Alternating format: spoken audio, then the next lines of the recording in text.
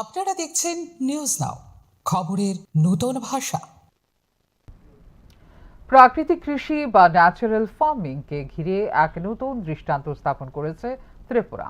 রাসায়নিক নির্ভরতা কমিয়ে জীব বৈচিত্র্য, মাটির স্বাস্থ্য ও কৃষকের আয় বৃদ্ধির লক্ষ্যে পরিচালিত এক প্রদর্শনী ক্ষেতের অভিজ্ঞতা ও গবেষণালব্ধ ফলাফল নিয়ে প্রকাশিত হয়েছে একটি বিশেষ প্রতিবেদন।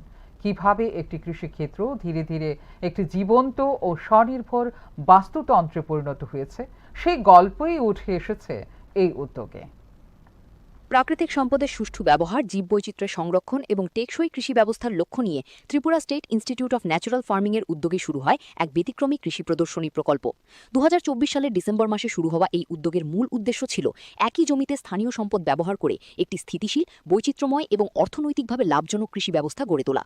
প্রকল্পে মিলেট, তিল, হলুদ, আদা, বেগুন, সরিষা, দেশি আলু সহ বিভিন্ন ফসলের পাশাপাশি ডাল, শাকসবজি ও সহায়ক ফসলের সমন্বয়ে গড়ে তোলা হয় একটি বহুমাত্রিক কৃষি ব্যবস্থা। একই সঙ্গে গাঁদা ফুল, লাউ, ঝিঙে, কুমড়ো এবং আনারসের মতো ফসলও যুক্ত করা হয়, যা শুধু উৎপাদনই নয়, মাটির স্বাস্থ্য রক্ষা, পোকামাকড় নিয়ন্ত্রণ এবং জীববৈচিত্র্য বৃদ্ধিতে গুরুত্বপূর্ণ ভূমিকা পালন করে।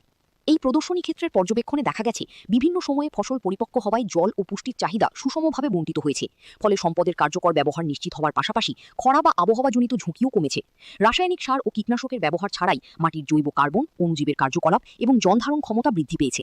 গবেষণায় আরও উঠে এসেছে এই ব্যবস্থায় উৎপাদিত ফসলের স্বাদ, গুণমান এবং সংরক্ষণ ক্ষমতা তুলনামূলকভাবে উন্নত। একই সঙ্গে কৃষকদের উৎপাদন ব্যয় কমেছে এবং একাধিক ফসল থেকে সারা বছর আয়ের সুযোগ সৃষ্টি হয়েছে। বিশেষজ্ঞদের মতে প্রাকৃতিক কৃষি কেবল রাসায়নিক মুক্ত চাষ নয়, এটি মাটি, জল, উদ্ভিদ, অণুজীব এবং কৃষকের মধ্যে একটি ভারসাম্যপূর্ণ সম্পর্ক গড়ে তোলার প্রক্রিয়া। এই মডেল ভবিষ্যতের টেকসই কৃষি ব্যবস্থার জন্য একটি কার্যকর দিশা দেখাচ্ছে। প্রাকৃতিক কৃষির এই সফল মডেল কৃষি উৎপাদনের পাশাপাশি পরিবেশ সংরক্ষণ এবং কৃষকদের আর্থিক সুরক্ষার ক্ষেত্রেও নতুন সম্ভাবনার দ্বার খুলে দিয়েছে। সংশ্লিষ্ট মহলের আশা, আগামী দিনে রাজ্যের আরও বেশি কৃষক এই ধরনের টেকসই কৃষি ব্যবস্থার সঙ্গে যুক্ত হবেন। Bureau report, news now.